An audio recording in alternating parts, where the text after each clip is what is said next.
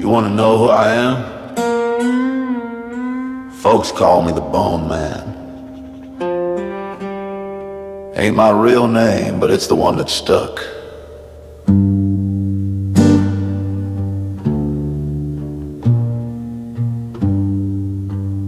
Tonight on Requiem Radio, we got a story about a house that don't take kindly to company and a man who don't scare easy. When a ghost tries to hurt somebody already in pain, what happens then?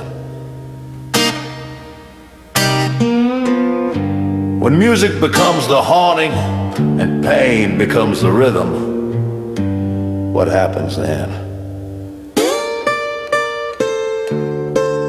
This one's called The Slow Man Walks.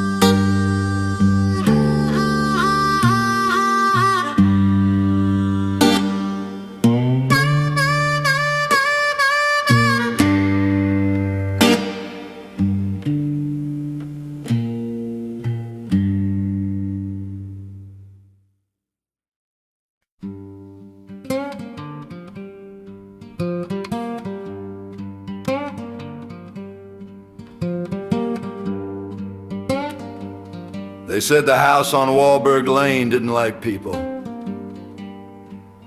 It was the man who fled out the front door with his eyes turned all the way around, and the woman who screamed through her ears until they bled. Not from fright, though there was plenty to fear, but from something the house pulled loose and left flapping like a torn awning. Folks didn't last. Some left at midnight and some by sunrise. Either way, they were always pale, shaking, and didn't talk about it afterward. The neighbors never stepped in, ever, but they always watched. Then came Chris. Mid-40s and quiet, Chris moved like he'd been negotiating with gravity his whole life. Diagnosed with muscular dystrophy as a child and followed up with cerebral palsy later. Double hit. Pain had long since become background noise. The kind you don't mention anymore because no one really listens. He moved in alone with no family and no help.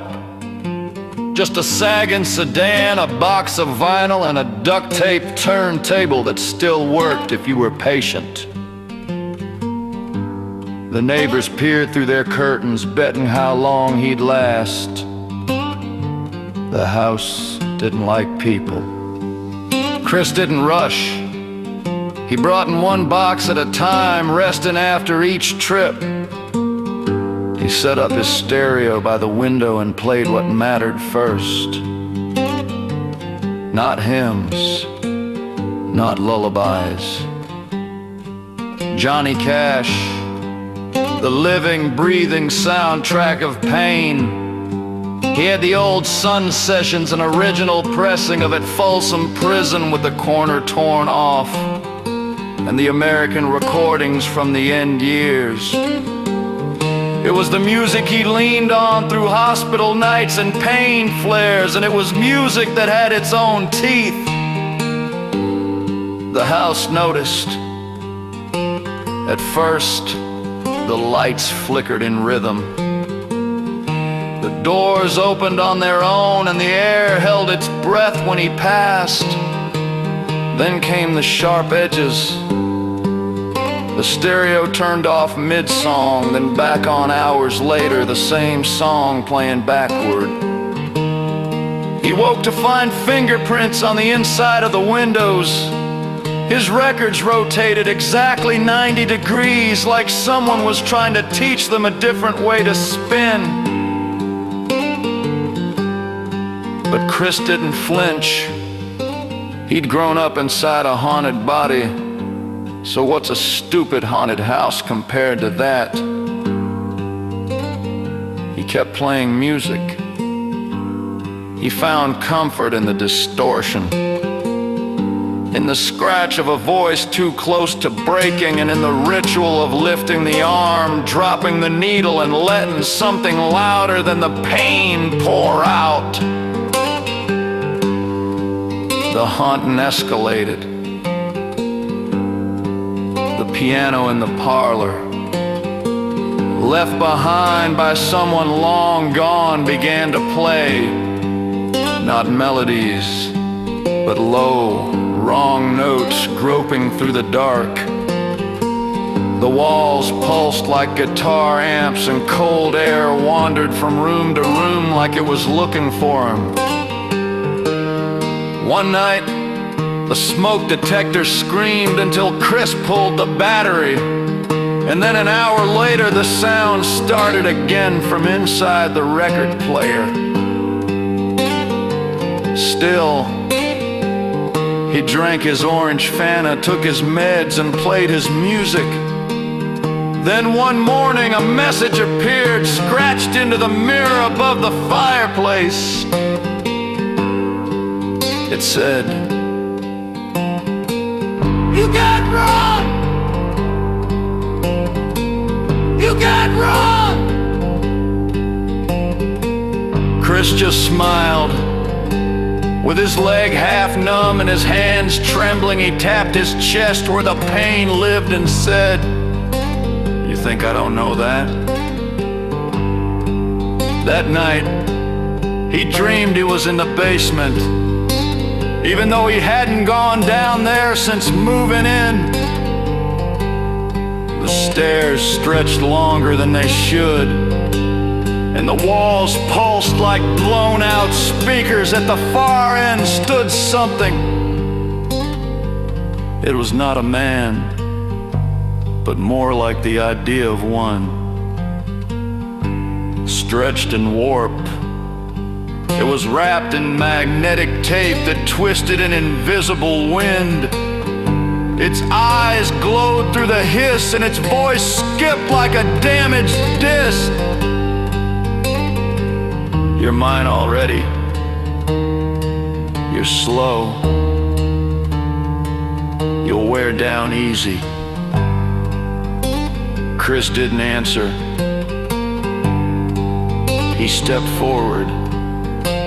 Step, drag, step, drag. Chris wasn't defying the ghost, but was simply doing what he'd always done.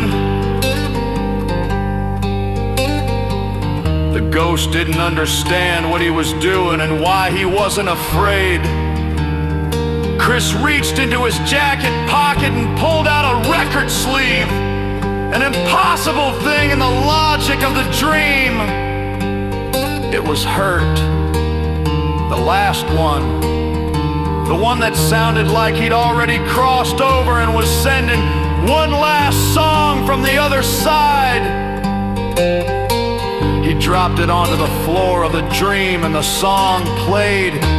The ghost convulsed and the house shook. The air began to unravel and shred. The vocals were frayed and raw, but real. And real was more than the ghost could stand. When Chris woke the next morning, the mirror was clean. The piano was silent. And the basement was still. He slowly poured another orange Fanta and walked onto the porch. Across the street, a neighbor looked up. Chris nodded and saluted with his cane. He still limped, he still winced, and he still carried the weight. But the house had learned what the world should have already known. Chris could not be broken. He'd been haunted since childhood by pain, by nerves, and by the slow betrayal of flesh.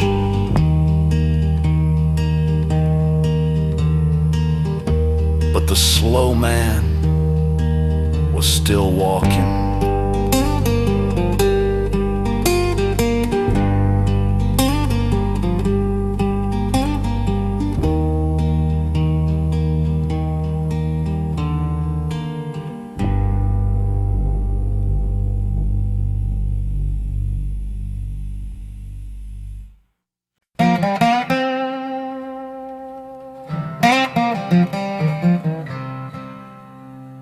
You've been listening to Requiem Radio, where music bleeds into the supernatural, and that was The Slow Man Walks. Some haunting scream, others just hum real low, but they all try to wear you down. But then there's folks like Chris. They're already worn down. They already learned to walk right through ghosts. Ain't gonna be no more tonight. Y'all rest easy, and don't let the dark drive you home.